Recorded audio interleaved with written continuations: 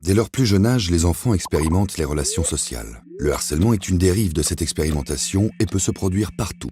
Comme on prépare son enfant à une nouvelle école, il est essentiel de ne pas attendre d'être pris dans une situation de harcèlement pour en parler.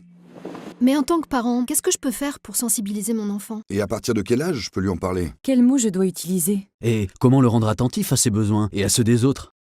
C'est quoi les moments propices pour en parler? Moi, le week-end, quand j'accompagne ma fille au sport ou quand on prépare ses affaires pour l'école, on en discute pour savoir ce qu'elle en pense. Oui, ou je me sers d'une pub qui passe à la télé. Avec ma fille, je lui demande comment ça s'est passé la séance de prévention avec sa classe. Ça me donne des prétextes pour en parler. Pour nous, l'important c'était de favoriser le contact avec d'autres enfants. Au parc, au cours de sport, ils apprenaient à se connaître, à se respecter.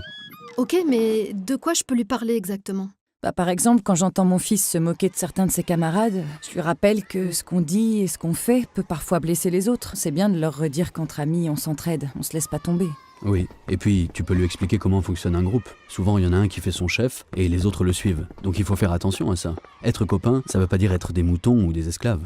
Après, faut pas oublier, ce sont des enfants. C'est normal qu'ils se trompent ou qu'ils se comportent mal. L'important, c'est de leur expliquer pourquoi ce qu'ils font n'est pas bien, de fixer des règles et des limites. Alors, à propos du harcèlement, qu'est-ce qu'il faut qu'il retienne? Qu'il pourrait y être confronté un jour, mais qu'il ne doit pas accepter ce genre de comportement, en se disant que c'est normal, ou que ce n'est pas grave, et que ça va passer. Oui, et pour ça, ils doivent bien comprendre que s'ils ont un problème, ils peuvent en parler à leurs amis et surtout à des adultes. Ils ne doivent surtout pas rester seuls. N'hésitez pas à échanger avec votre enfant sur l'importance de se sentir bien à l'école et avec les autres.